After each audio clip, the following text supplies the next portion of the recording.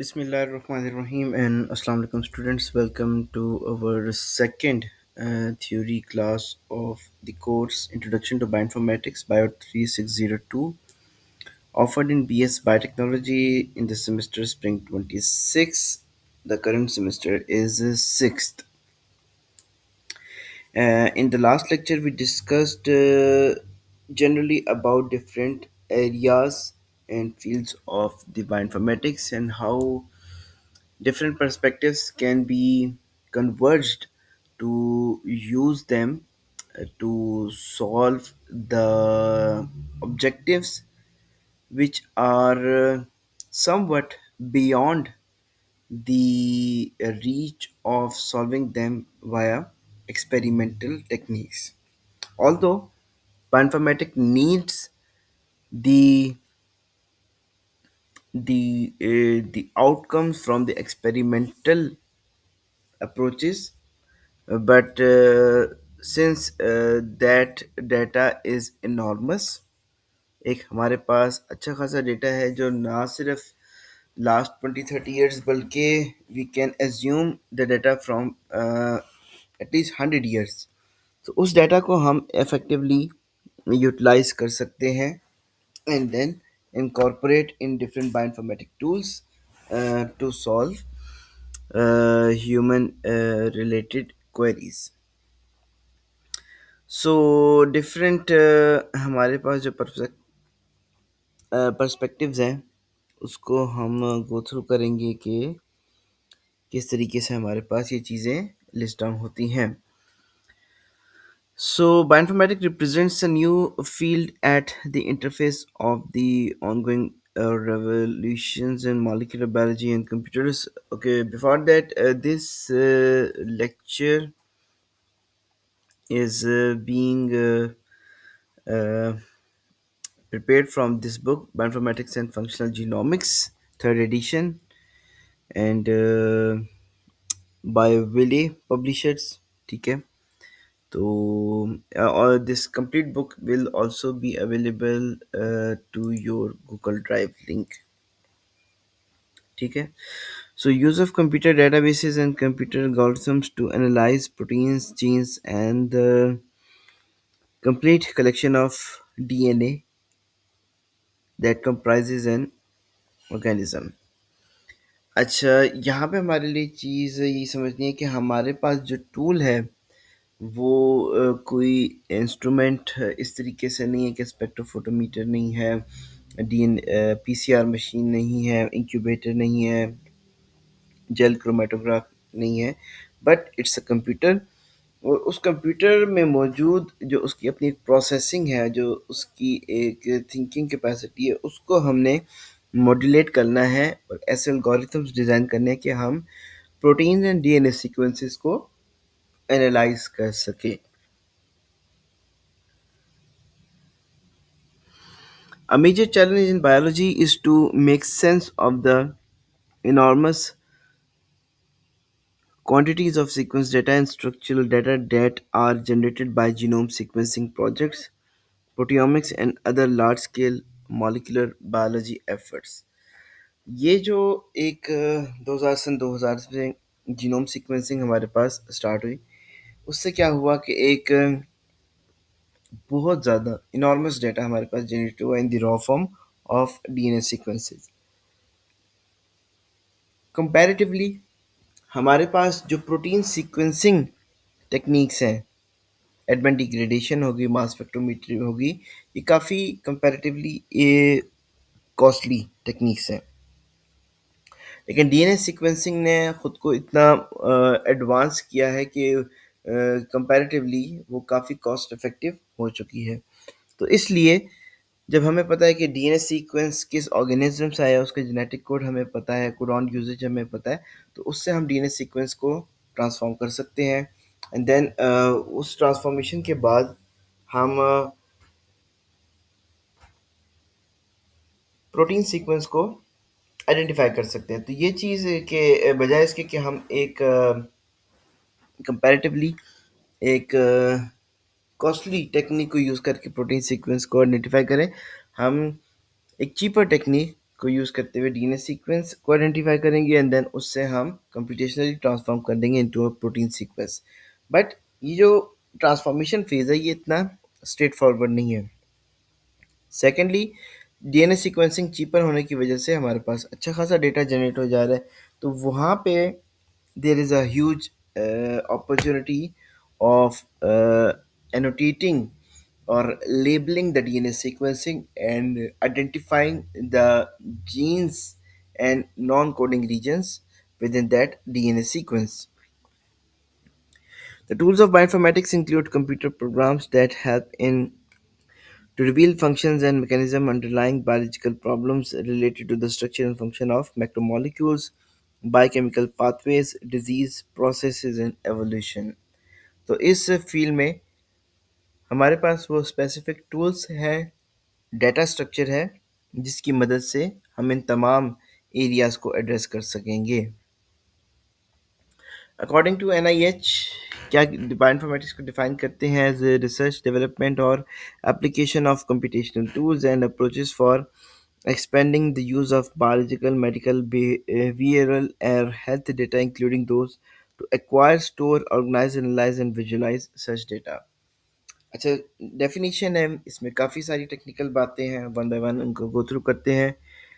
एक तो ये कि बायोइन्फॉर्मेटिक फील्ड में हमारा ओवरऑल ऑब्जेक्टिव्स क्या हैं। एक है रिसर्च, एक है डेवलपमेंट और एक है एप्लीकेशन। या डेवलपमेंट और एप्लीकेशन को हम एक ही नज़रिए में देख लेते हैं कि या तो हमने एक पर्टिकुलर एस्पेक्ट में चीज़ों को आइडेंटिफाई करना है, या उन आइडेंटिफाइड इंफॉर्मेशन की मदद से हम कुछ नए टूल्स या डेटाबेसेस को डेवलप करेंगे। और इसकी मदद से हम क्या कर रहे हैं, बायोलॉजिकल कुछ फंक्शनैलिटीज़ को समझेंगे, जिसमें मेडिकल, बिहेवियरल और हेल्थ डेटा इंक्लूडेड है। अच्छा, ये सब जब चीज़ें हो जाएंगी तो ओवरऑल हम इस फील्ड में क्या कर रहे हैं, ये 5 चीज़ें हैं: acquire, store, organise, visualise, analyse, visualise and ये 5 चीज़ें। सो फर्स्ट एंड फॉरमोस्ट हमारे पास डेटा एक्विजिशन होगी, डेटा एक्वायर किया जाएगा डीएनए एंड आरएनए की फॉर्म में। देन उसके स्टोरेज के लिए हमें एक कंप्यूटर सिस्टम चाहिए with a good storage.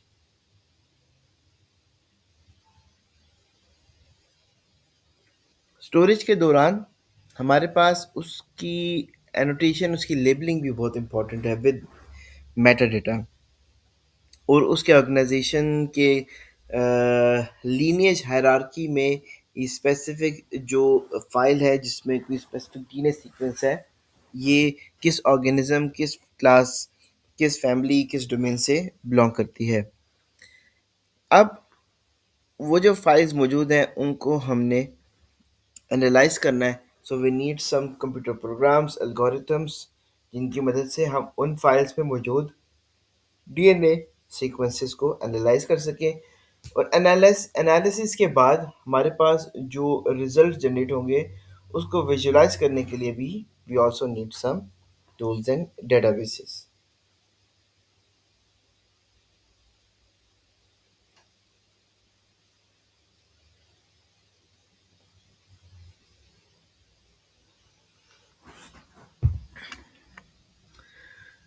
Computational biology एक रिलेटेड टर्म है। उसमें क्या होता है, development and application of data analytical and theoretical methods, mathematical modeling and computational simulation techniques to the study of biological, behavioral and social systems. Computational biology एक बड़ी term है जिसके अंडर आती है bioinformatics. Bioinformatics purely is of molecular sequences, DNA, RNA and protein. But computational biology में हम molecular sequence से हटके माइक्रो लेवल और मैक्रो लेवल पे आ जाते हैं, और हम चीज़ों को ब्रॉडर सेंस में कंप्यूटेशनली सॉल्व करने की कोशिश करते हैं। Bioinformatics is the branch of biology that is concerned with the acquisition, storage, display, and analysis of the information found in nucleic acid and protein sequence data, almost similar information, वही perspectives, और उनको इन्होंने यहाँ पे बता दिया है। अच्छा, अब ये है कि जो बायोइन्फॉर्मेटिक्स की हम बात कर रहे हैं कि उसमें किस तरीके से हम चीज़ों को समझ सकते हैं, तो यहाँ पे तीन पर्सपेक्टिव्स का जिक्र है। फर्स्ट पर्सपेक्टिव में हम मॉलिक्यूल्स को स्टडी कर रहे हैं। सेकंड पर्सपेक्टिव में हम एक इंडिविजुअल ऑर्गेनिज्म को स्टडी करते हैं। और द लार्जेस्ट स्केल जो थर्ड पर्सपेक्टिव है वो है ट्री ऑफ लाइफ, जिसमें हम across the species different species को कंपैरिजन करते हैं। तो फर्स्ट कंपैरिजन तो हमें पता है कि सेल में मौजूद जो मॉलिक्यूल्स हैं, डीएनए, आरएनए, प्रोटीन, उनके बारे में इंफॉर्मेशन एक्वायर करना। ठीक है।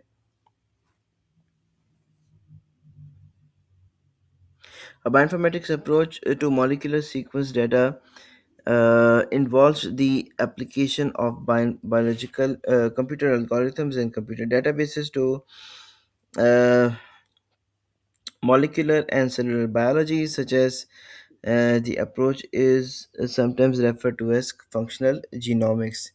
अब जब हम जीनोम को स्टडी कर रहे हैं और उस जीनोम से बनने वाले प्रोटीन्स को स्टडी कर रहे हैं, तो डैट मीन्स कि वो जीनोम का वो पार्ट, अगर ह्यूमन जीनोम की बात की जाए तो वो less than 2% of the part that is coding for mRNA and proteins, जिन्होंने एक प्रोटीन कोड करनी है और उन प्रोटीन ने कुछ फंक्शन करना है, तो इस स्पेसिफिक रीजन ऑफ बायोइन्फॉर्मेटिक्स को हम फंक्शनल जीनोमिक्स कहते हैं।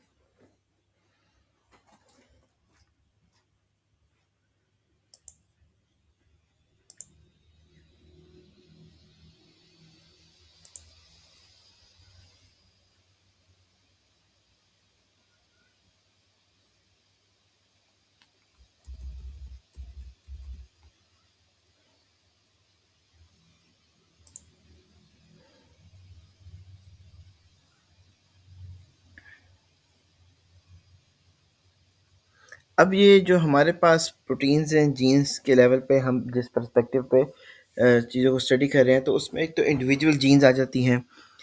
फिर ये भी कि सेल में मौजूद जो प्रोटीन्स हैं, they don't function alone, they actually interact with other proteins. So वो जो नेटवर्क्स ऑफ इंटरेक्शंस बनेंगे उनके बारे में पढ़ना। फिर वी नो दैट जो जीन्स होती हैं that code for some enzymes, enzymes belong to some metabolic pathways, for example glycolysis,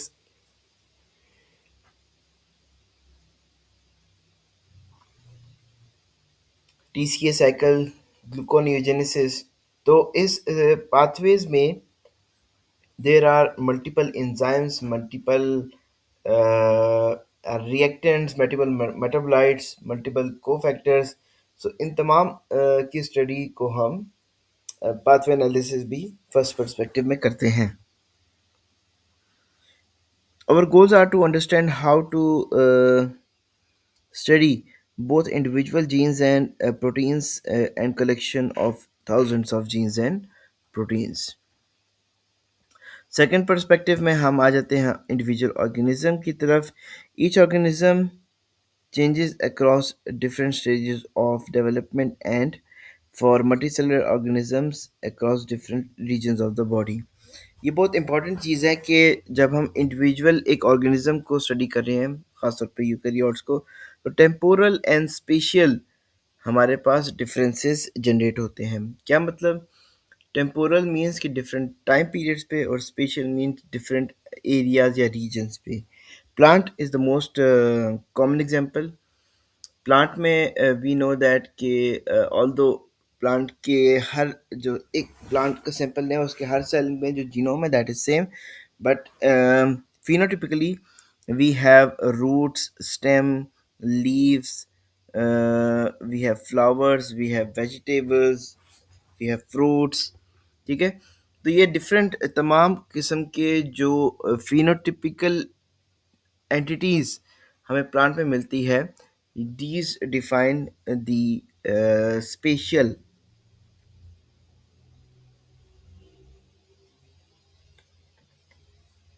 gene expression. और टेम्पोरल से मुराद के वी नो दैट प्लांट्स में there is a day light cycle and night cycle. फिर ये कि fruit ripening, fruit germination, cross pollination, these are all the processes which occur at specific time period. तो ये चीज़ें एक इंडिविजुअल डीएनए मॉलिक्यूल से broader perspective में आ गई है कि हम टेम्पोरल एंड स्पेशल पर्सपेक्टिव में भी चीज़ों को पढ़ें। While we may think of genes as static entities that specify features such as the eye color or the height, they are in fact dynamically regulated across uh, time and region and in response to the physiological state. वही है, एक और example इन्होंने आई colour के हिसाब से दी है।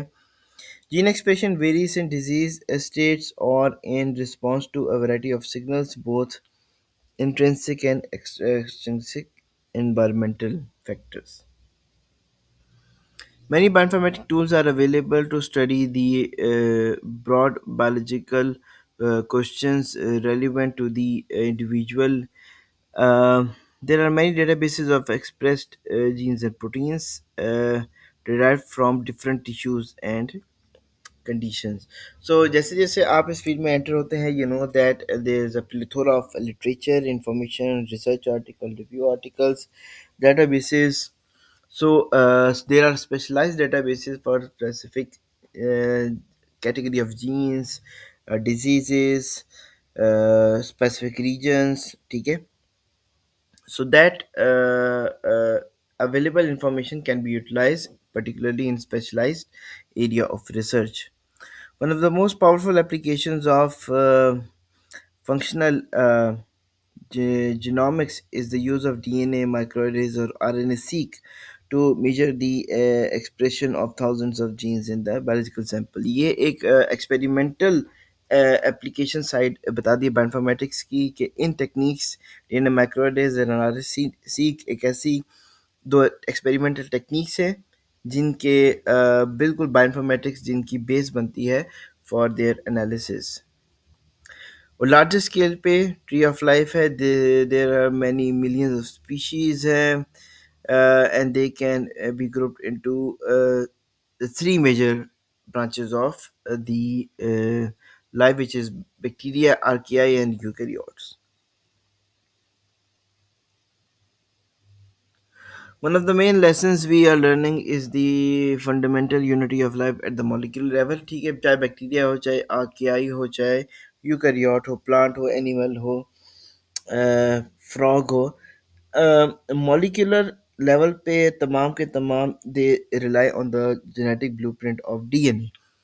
और वो डीएनए से इनकोड होते हैं RNA, mRNA, tRNA, ribosomal RNA, and then mRNA से हमारे पास एक्सप्रेस प्रोटीन्स आती हैं। तो ये जो सेंट्रल डॉग्मा है, ये हमें अक्रॉस ऑल लाइफ फॉर्म्स हमें समझ आती है।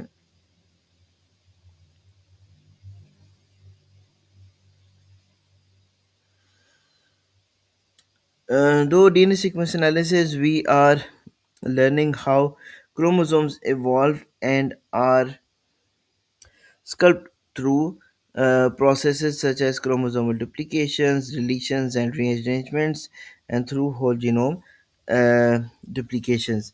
अब जब हम इस ब्रॉडर पर्सपेक्टिव में चीज़ों को स्टडी कर रहे हैं अक्रॉस डिफरेंट स्पीशीज़ या विद इन स्पीशीज़, तो हमें डाइवर्जेंस या वेरिएशंस इन रिलेटेड स्पीशीज़ के बारे में समझ आएगी कि कहाँ पे जीन सीक्वेंस है वो कंजर्व्ड है और कहाँ पे उसमें वेरिएशन पाई जा रही है।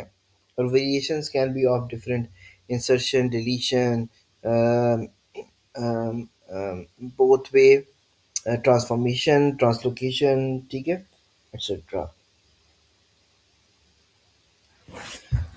So that concludes our today's first lecture.